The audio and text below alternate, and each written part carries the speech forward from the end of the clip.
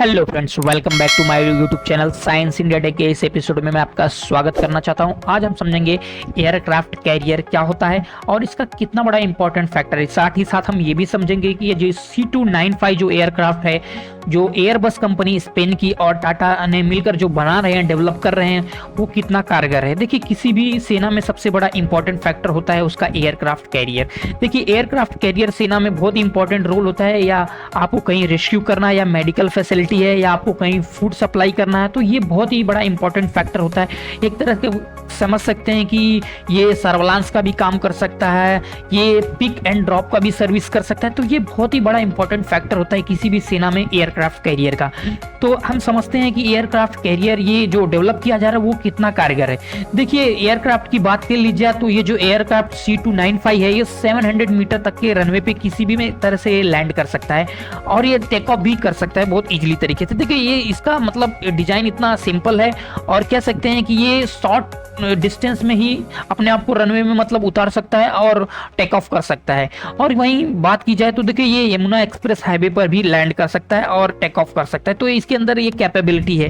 देखिए, भारत में बहुत सारी ऐसी चीज सेलेक्ट हैं, 28 से 30 प्लेस ऐसा गवर्नमेंट ने पॉइंटेड किया जहां पे लैंडिंग और टेक ऑफ किया जा सकता है इमरजेंसी के टाइम पे। तो ये बहुत बड़ा हमारे लिए प्लस पॉइंट है। देखिए, इस थोड़े एयरक्राफ्ट कैरियर की बात कर ली जाए तो ये लो एल्टीट्यूड पे उड़ता है। साथ ही साथ लो एल्टीट्यूड पे उड़ने का किसी रडार के भी पकड़ में नहीं आता। इसका एडवांटेज ये है कि देखिए, इसमें जो इंजन लगा है ना, टर्बो प्रोप इंजन। देखिए, टर्बो जेट और टर्बो प्रोप क्या होता है वो थोड़ा समझ लेते हैं। देखिए, टर्बो जेट आप जो जहाज में इंजन लगा रहता है तो टर्बो जेट लगा रहता है। जैसे कि आप समझ सकते हो कि जो डायग्राम में देख सकते हो, जो आपका पंख रहेगा ना, वो बाहर की साइड लगा रहता है टर्बो प्रोप में। तो ये डबल इंजन का जो है टर्बो प्रोप एयरक्राफ्ट कैरियर है। तो ये लो स्पीड पे उड़ता है, साथ ही ज्यादा हाइट पे नहीं जा सकता। और लो एल्टीट्यूड पे उड़ने का सबसे बड़ा फायदा है कि ये रडार के पकड़ में भी नहीं आता। तो ये बहुत बड़ा प्लस पॉइंट है। ये स्पीड की बात की जाए तो ये बहुत ही स्लो स्पीड से उड़ता है। तो स्लो स्पीड से उड़ने का, और देखिए, स्लो स्पीड के उड़ने का फायदा ये भी कि आप उससे पैराड्रॉप भी करा सकते हैं। तो ये बहुत बड़ा इसका प्लस पॉइंट होता है। देखिए, टर्बो प्रोप इंजन की बात कर ली जाए तो इसकी स्पीड कम से कम जो आपका जो नॉर्मल जो कॉमर्शियल फ्लाइट है उससे 20% लेस स्पीड होती है इसकी। और ये फ्यूल भी कम लेता है, मतलब फ्यूल कम लेता है और मेंटेनेंस की भी बहुत कम जरूरत होती है। और लोड कैरिंग कैपेसिटी की थोड़ी बात कर ली जाए तो इसमें 6 से 8 टन तक की इसकी लोड कैरिंग कैपेसिटी, मतलब इतना लोड ये पेलोड लेके जा सकता है, मतलब लॉन्ग दूरी तक जा सकता है। ये मिड एयर रिफ्यूलिंग के भी काम आ सकता है। मतलब इसमें क्या होता है कि मिड एयर रिफ्यूलिंग, मतलब आप एक टैंक बैठा दो उसके अंदर, उससे मिड एयर रिफ्यूलिंग का भी काम कर सकते हो। तो मल्टी रोल, मतलब कह सकते हैं कि मल्टी रोल का एक काम में आ सकता है। देखिए, अगर आप चाहें तो इससे सर्विलांस का भी काम कर सकते हैं। देखिए, फंक्शन की बात की जाए तो आप इसके ऊपर एक फाल्कन रडार अगर 360 डिग्री लगा देते हैं तो ये रडार का भी काम कर सकता है।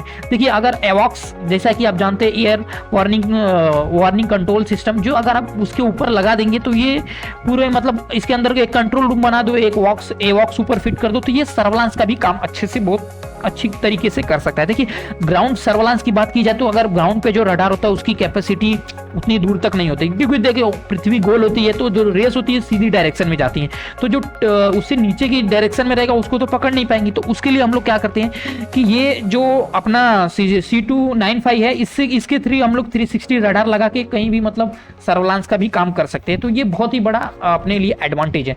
देखिए, साथ ही साथ इसमें ये रेस्क्यू मिशन भी किया जा सकता है। कहीं से किसी को लाना है तो कहीं आपदा हो गई या कोई कुछ हो गया तो उसमें भी ये बहुत इंपॉर्टेंट फैक्टर दिखाता है। साथ ही साथ हमारे जो आर्मी है उनके फूड सप्लाई या वेपन सप्लाई कर सकते हैं। तो ये बहुत ही कारगर साबित होगा इसके लिए। देखिए, रैम्प की बात की जाए तो पीछे का एरिया होता है जो पैराड्रॉप के लिए, देखिए आगे चलते रहता है तो पीछे से निकल सकते हैं, उसको रैम्प बोलते हैं। और वो रैम्प को ओपन करके बैक साइड से आप कुछ भी ड्रॉप कर सकते हैं, सामान ड्रॉप कर सकते हैं या आप पैरा ड्रॉप करा सकते हैं। देखिए, इनकी लो स्पीड की खासियत है कि आप पैरा ड्रॉप भी करा सकते हैं। देखिए, पैरा ड्रॉप में अगर स्पीड हाई रहेगी तो आपका लोकेशन बराबर प्रॉपर नहीं आता, तो आप सही प्लेस पे नहीं उतर सकते, लैंड कर सकते हैं। इसकी क्या होगी, लो एल्टीट्यूड पे उड़ता है, साथ ही इसकी स्पीड भी स्लो होती है। तो आप परफेक्ट जगह पे आप पूरी अच्छे से, मतलब जब पैरा ड्रॉप करा रहे हैं तो एक एग्जैक्ट पोजीशन पे आप उतर सकते हैं। वहीं फायर फाइटिंग में भी इसको यूज किया जा सकता है। देखिए, कभी कभी जंगलों में आग लग जाती है तो आप इसके अंदर टैंक बिठा के मतलब फायर फाइटिंग भी कर सकते हैं। आजकल तो देखियो जंगलों में वाटर से कम बुझाया जाता है, एक तरह का केमिकल आता है, तो उससे स्प्रे करके मतलब उसको कंट्रोल किया जा सकता है। तो ये इस काम में भी इसको यूज कर सकते हैं। तो साथ ही साथ एयर रिफ्यूलिंग के लिए भी कर सकते हैं, मतलब मिड एयर रिफ्यूलिंग अगर इसमें लगाना चाहें तो आप टैंक लगा के मिड एयर रिफ्यूलिंग का भी यूज कर सकते हैं। साथ ही साथ आप नेवल वर्जन मतलब आप नेवी में भी इसको यूज कर सकते हैं। देखिए इसके अंदर टारपीडो मिसाइल लगा के मतलब इसको लॉन्च मतलब कि शिप पे भी यूज कर, शिप को भी डिस्ट्रॉय करने के लिए यूज कर सकते हैं। साथ ही साथ सबमरीन को भी हिट करने के लिए इसको यूज कर सकते हैं। बहुत बहुत मतलब कारगर है और शिप पे हमला करने में भी ये ताकतवर है। इसके अंदर मतलब मिसाइल इसके जो हार्ड पॉइंट में अगर मिसाइल लगा देंगे तो ये बहुत शिप को भी मतलब हमला कर सकती है, शिप के ऊपर भी हमला कर सकती है। साथ ही साथ देखिए अभी नेवी के लिए मतलब सर्वेलांस के लिए काम आया था, तो ये नेवी के सर्वेलांस के भी काम बहुत अच्छी तरह से होता है। ये स्ट्रेटेजिकल नहीं है, स्ट्रेटेजिक नहीं है। ये स्ट्रेटेजिक मतलब समझ लेते हैं और टैक्टिकल क्या होते हैं। देखिए स्ट्रेटेजिक मतलब होता है कि लॉन्ग दूरी तक मतलब मारने की क्षमता, कहीं भी लॉन्ग दूरी तक। तो ये लॉन्ग दूरी तक मार नहीं सकते, मतलब कि टैक्टिकल होते हैं, मतलब लो डिस्टेंस तक ही मार कर सकते हैं। तो अपने को अपने हिसाब से जो एडवांटेज है उसके हिसाब से इसको डेवलप किया गया है। तो ये टैक्टिकल है, स्ट्रेटेजिकल नहीं है।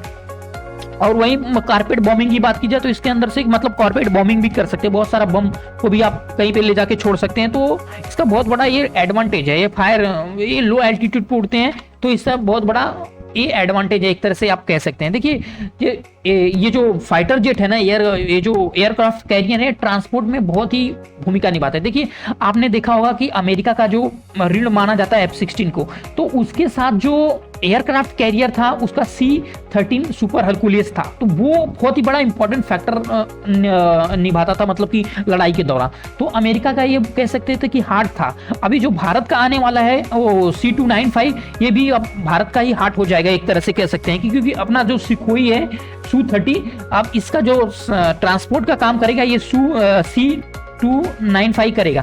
तो ये डबल इंजन का फाइटर जेट है, तो ये बहुत ही कारगर हो सकता है हमारे लिए।